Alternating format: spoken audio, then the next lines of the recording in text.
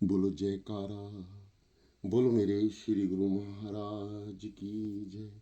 बोलो श्री सदगुरुदेव भगवान की जय। बोलो श्री परमहंस दयाल जी महाराज की जय। बोलो श्री नंगली निवासी भगवान की जय। श्री अद्वैतानंद सच्चिदानंद प्रकाश भाग 2 भजन व जिक्र। पहरा 3 आगे। एक रोज इरशाद हुआ कि भूलोक यानी आम अल में नासूद के वक्त का पैमाना इस तरह पर है कि 18 पल का एक काष्ठ, 30 काष्ठ का एक कला, 30 कला का एक मुहूर्त यानी 60 घड़ी का एक रात दिन, 30 रात दिन का एक महीना, 12 महीने का एक साल, 17,28,000 साल का सतयुग, 12,96,000 साल का त्रेता, 8,64,000 साल का द्वापर, 4,32,000 साल का कलयुग। इस चारों युगों के ममजुआ यानी समूह को युग की चौकड़ी बोलते हैं, जो 43,20,000 साल की होती है। हर एक युग से पहले संध्या और संध्यांश होता है। उसकी तादाद इस प्रकार है: कुलयुग, सतयुग, त्रेता, द्वापर, कलयुग। संध्या के बरस: सतयुग 1,44,000, त्रेता 1,08,000, द्वापर 72,000, कलयुग 36,000। युग के बरस: सतयुग 14,40,000, त्रेता 10,80,000, द्वापर 7,20,000, कलयुग 3,60,000। संध्यांश के बरस: सतयुग 1,44,000, त्रेता 1,08,000, द्वापर 72,000, कलयुग 36,000। मीजान कुल युग: सतयुग 17,28,000, त्रेता 12,96,000, द्वापर 8,94,000, कलयुग 4,32,000 साल में गिनती बताई गई है। भूलोक का एक माह पितरलोक के एक रात दिन के बराबर होता है। कृष्ण पक्ष रात को, शुक्ल पक्ष दिन। भूलोक का एक साल देवलोक यानी आमले मलकूत के एक दिन रात के बराबर होता है। दक्षिणायन सूरज रात और उत्तरायण सूरज को दिन समझना चाहिए। भूलोक के 4 युगों का यानी युगों की एक चौकड़ी का 12,000 गुणा देवताओं का युग होता है और देवताओं के 1000 युग के बराबर ब्रह्मा जी का एक दिन और उतने ही अरसा की एक रात होती है। ब्रह्मा जी के 1000 युग के बराबर पार ब्रह्म का एक दिन और उतने ही अरसा की एक रात होती है। इंसान की जिंदगी के मुकाबले में ये एतदाद आंकड़े लतादात यानी असंख्य की मालूम होती है। एक दिन रात, महीना और साल वक्त के हिस्से करने के लिए कायम कर लिए गए हैं, क्योंकि जो शख्स कुतुब शुमाले यानी उत्तरी ध्रुव और जुनूबी यानी दक्षिण में रहते हैं, उनके वास्ते तो 6 माह का दिन और 6 माह की रात होती है। बल्कस यानी संयोगवश अगर कोई शख्स किसी जरिए से कुर्याए जमीन यानी पृथ्वी के अक्षांश की सतह से बिल्कुल ऊपर उठ जावे कि जहाँ से उसे हर वक्त सूरज नजर आता रहे, तो उसके वास्ते रात कैसी। युगेश्वर लोग दाहिने स्वर को सूरज और बाएं स्वर को चंद्रमा मानते हैं और इन स्वरों की रफ्तार की उनके वास्ते दिन रात का प्रमाण है। रात दिन में 21,000 श्वास यानी आम दौरफ्त आने जाने में 43,200 एतदाल में होती है। बाज यानी कुछ काम मसलन भागना और मैथुन वगैरह ऐसे हैं जिससे सांस की रफ्तार में तेजी आ जाती है और उम्र का हिस्सा उसी रफ्तार में कम होता जाता है। बाज कुछ काम मसलन प्राणायाम और अचपा वगैरह ऐसे हैं जिसमें श्वास की रफ्तार में कमी होती है और उम्र इंसानी बढ़ जाती है। जिस तरह पार ब्रह्म ब्रह्मा देवताओं और भूलोक के अर्थ कायम यानी समय विधि में 4 युग बरतते हैं, इस तरह हर इंसान की जिंदगी में उसका वजूद यानी अस्तित्व नजर आता है। बल्कि इंसान की जिंदगी के हर रात दिन में भी 4 युग बरत जाते हैं। मतवस्तु अल ख्याल यानी सामान्य स्थिति के फी दिन रात में अगर एक हिस्सा बतौर कलयुग के काटेगा तो उसके 2 गुना द्वापर, उन दोनों के बराबर त्रेता और युगों कलयुग और द्वापर के बराबर सतयुग। इंसान ज्यों ज्यों नेकी की तरफ बढ़ता जाएगा उसके अच्छे और नेक ख्यालात और अमाल यानी कर्मों की तरक्की और बुरे ख्याल और अमल की कमी होती जाएगी। आगे एक रोज इरशाद हुआ कि संसार के अलग अलग अजाज यानी तत्व लातादात यानी असंख्य है, ऐसे ही पुरुष के अजज भी बेशुमार हैं। मगर पुरुष और लोक की शुआबत तुलना इस तरह से दिखलाते हैं कि मिट्टी पानी आग हवा आकाश और अव्यक्त ब्रह्म इन 6 के मजमुआ समूह को लोक कहते हैं। पुरुष भी इन्हीं के मजमुआ से बनता है जिसका जिस्म मिट्टी है, रतुबत यानी सजलता पानी है, हरारत यानी गर्मी आग है, प्राण हवा है, सरूखा आकाश है और अंदरूनी आत्मा ब्रह्म है। जिस तरह जागृत में ब्रह्म की विभूति यानी शान इश्दी है, ऐसे ही पुरुष में आत्मा की विभूति है। जगत में ब्रह्म की विभूति प्रजापति है, पुरुष में आत्मा की विभूति सत्व है। जगत में इस तरह इंद्र रुद्र चांद वसु अश्विनी कुमार वायु विश्वदेव यानी तमाम देवता अंधेरा रोशनी स्वर्ग वगैरह सतयुग त्रेता द्वापर कलयुग और युगों का खात्मा है। इसके मुकाबले में पुरुष में वैसे ही अलीन उत्तरतीव यानी क्रमशः अहंकार आदान यानी हरारत में गुस्सा मुसरर सुख कांति उत्साह तमाम इंद्रियां मोह ज्ञान गर्भ ज्ञान लड़कपन नौजवानी अनहतात यानी प्रौढ़ता की उम्र बुढ़ापा और मौत है।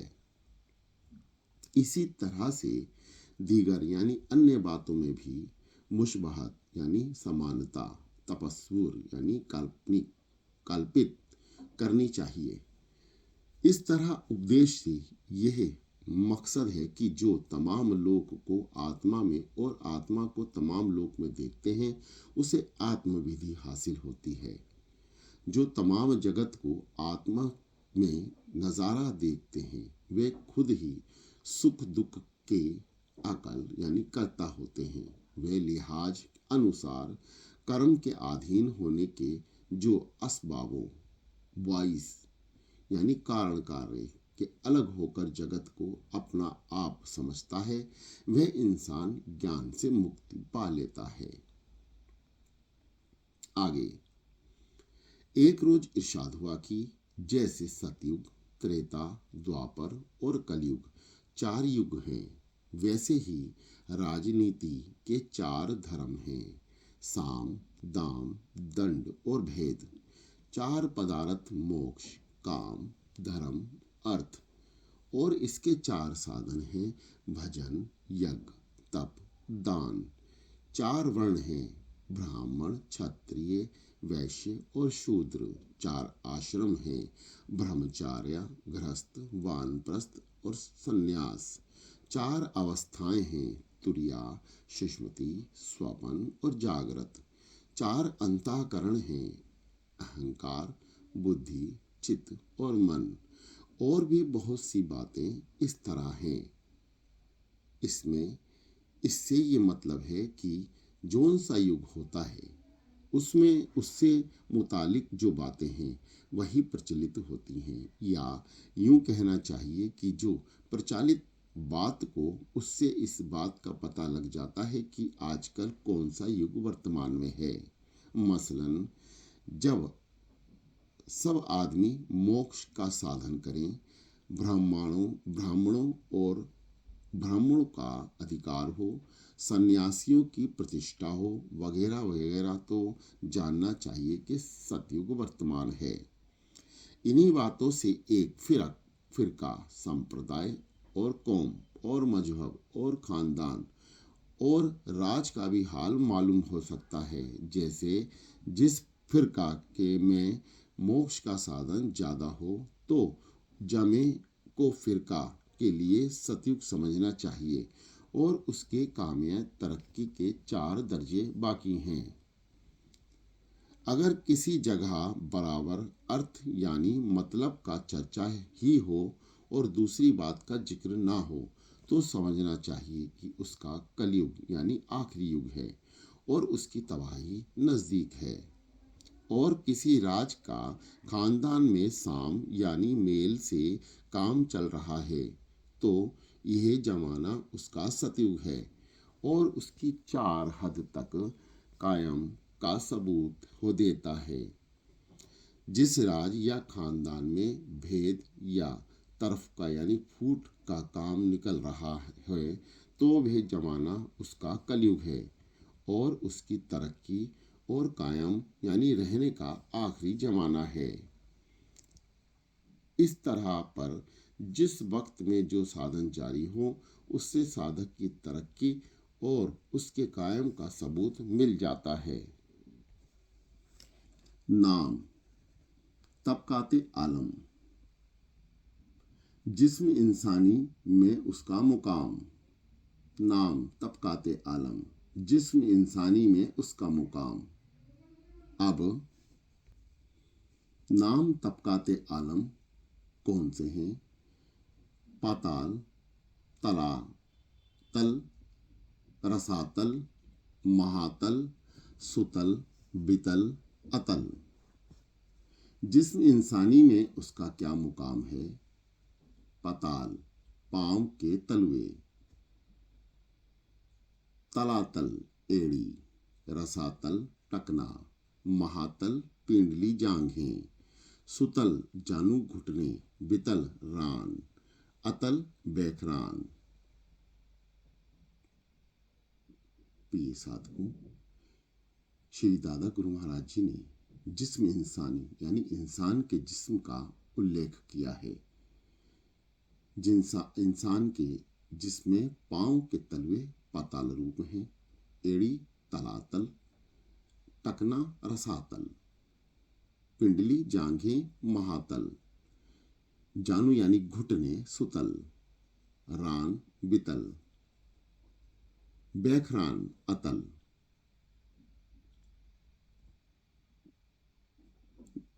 आगे नाम तबकाते आलम यानी जिस्मी इंसानी में उसका मुकाम, यानी जो भू भा स्वाहा महा जनलोका तपलोक सतलोक इसमें इंसान का जो मुकाम है वो है भू में गुदा यानी जल का मंडल चंद्रलोक,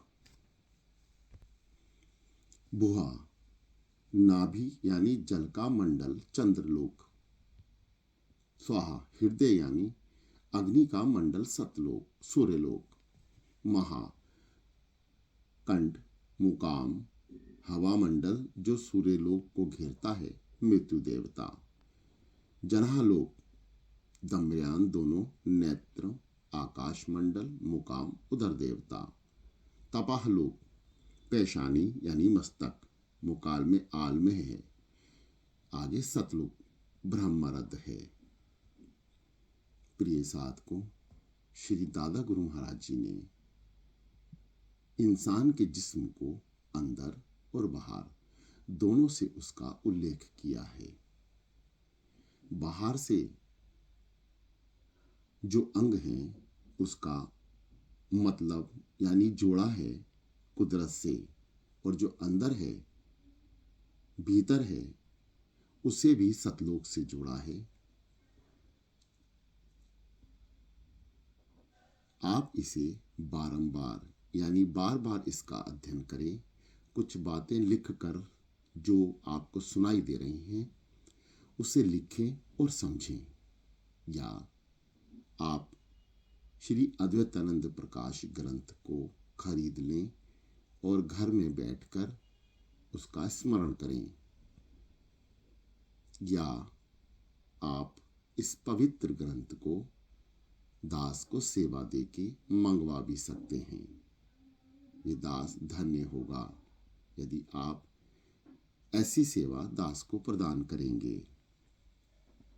आगे एक रोज इरशाद हुआ कि जिस्म इंसानी में 14 तबकाते आलम यानी सृष्टि के 14 भुवन के मुकामलात हस्बे जेल यानी निस्मानुसार जाहिर किए गए हैं, और 7 समुंदर 7 पसलियों के मुकामात में मान गए हैं। तालाकी आगे देखें, जो एक ब्रैकेट में सब कुछ समझाया गया है जो आप देख नहीं सकते। प्रिय साधकों, इस दास की तरफ से श्री सद्गुरुदेव भगवान दादा गुरु महाराज जी के द्वारा जो शब्दों का उच्चारण हुआ है, और ये दास जो देख पा रहा है अपनी तरफ से पूरी कोशिश कर रहा है कि सद्गुरुदेव भगवान जी की कृपा से आपको कुछ समझा दिया जाए। इसे बार बार अध्ययन करने से ही आप इसका अनुभव कर पाएंगे।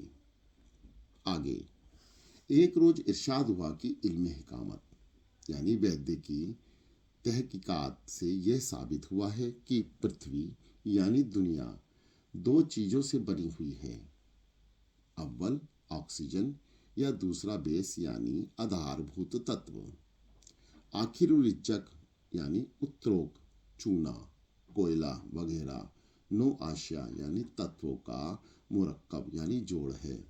अगर मिट्टी को पानी में तहलील यानी घोला किया जाए तो बिल्कुल पानी की सूरत अख्तियार कर लेती है और उसी का रूप बन जाती है, जो 2 चीजों का मुरक्कब है, अव्वल ऑक्सीजन दूसरा हाइड्रोजन।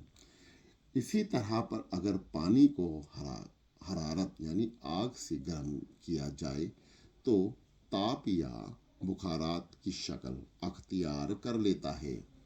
यह भी ऑक्सीजन और कार्बन का मुरक्कब है।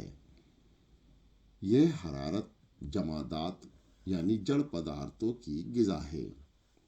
जमातात की परवरिश और उसमें तरयुगो तबलद्र यानी परिवर्तन इसी से होते हैं।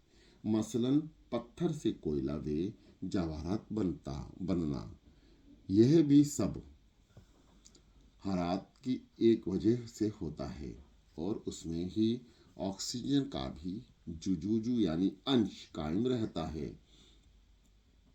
इस वक्त भाप हवा की शक्ल अख्तियार करती है तो वह भी 2 खास शय का मुरक्कब जोड़ यानी मुरक्कब यानी जोड़ साबित होता है। अव्वल ऑक्सीजन, दूसरा नाइट्रोजन। यह नवतात यानी वनस्पति की ग़िज़ा से बनती हैं। नाइट्रोजन की दरख्त से वनस्पति की परवरिश होती है और यह उनकी खास खुराक है। अगर हवा को अमल कीमा यानी रासायनिक प्रतिक्रिया से तहलील यानी घोल किया जाए तो नाइट्रोजन और ऑक्सीजन अलहदा हो जाते हैं। उस वक्त ऑक्सीजन के रंग रूप सब जगह रहने वाली जिंदगी और रोशनी की मावत यानी कारिका साबित होती है, जो सरासर आकाश तत्व का गुण है। फिर मजकूरा यानी बाला उपयुक्त नतीजा तहलील से यही साबित होता है कि मिट्टी, पानी, आग और हवा एक एक जुज अंश तो ऐसे हैं जो तरयपंजीर यानी परिवर्तनशील हैं और सिर्फ एक ही तत्व में पाए जाते हैं। जिस वक्त उस तत्व को दूसरे तत्व की सूरत में तहलील यानी घुला किया जाए तो वह जुज यानी अंश में बदल जाता है और उसकी सूरत, नाम और गुण में भी फर्क आ जाता है। मगर ऑक्सीजन ऐसी चीज है जो चारों तत्वों में बराबर कायम होती है और उसको तहलील करने की हालत में यह भी उसकी शक्ल बदलती है। ना गुण में फर्क जाता है, ना नाम तब्दील होता है। हवा से और आला यानी श्रेष्ठ तत्व माना गया है, वह अलहदा भी यह रह सकता है। इसलिए 5 अनासरों यानी तत्वों का होना साबित यानी सिद्ध है। मगर आकाश में जो रूप सब जगह मौजूद होने का दिखलाई ना दे वगैरह से जो गुण है, उसकी वजह से कोई और हो ऐसा नहीं जो अलहदा हो। यानी और तत्वों की हस्ती को कायम इसी से है। इसलिए अगर औरों को मान लिया तो फिर यह अलहदा कहाँ गया रहा, और अगर रह भी तो फिर उसका ज्ञान और अन्य किस हिस इंद्रियों के जरिए हो सकता है। इसलिए बाज यानी कुछ तहकीकारों यानी जांचकारों ने इसको तत्वों की फहरिस्ती यानी सूची में दाखिला ही नहीं किया है, मगर उसका होना जरूरी यानी सिद्ध है। आगे एक रोज इरशाद हुआ कि सबके बारीक जुज यानी अंश जिसके टुकड़े नहीं हो सकते उसको परमाणु कहते हैं। ऐसे 60 परमाणुओं का एक अणु होता है और 2 अणुओं का एक दुनिक जो बाद यानी हवा है, 3 दुनिक की अग्नि, 4 दुनिक का जल और 5 दुनिक की पृथ्वी है। 3 दुनिक बराबर त्रिशिष्ट है और यह दोगुना हो तो जमीन वगैरह दिखलाई देने वाली चीजें बनती हैं। प्रिय साधकों, आज का पाठ बहुत ही महत्वपूर्ण है। इसे बारंबार अनुसरण करें और लिखकर समझने की कोशिश करें। जो साधक इच्छुक हैं वो ग्रंथ के इन पेजों की फोटो भी आप पर्सनल मैसेज कर दास से मंगवा सकते हैं और इसका अध्ययन घर बैठकर बहुत ज़रूरी है कि आप इसका अध्ययन करें, ताकि आपको जीवन श्रेणी, मनुष्य के जीवन श्रेणी के बारे में जानकारी हो और ब्रह्म में यानी त्रिलोकीनाथ की रचाई हुई सृष्टि का अवलोकन आप कर सकें। बोलो जयकारा, बोल मेरे श्री गुरु महाराज की जय।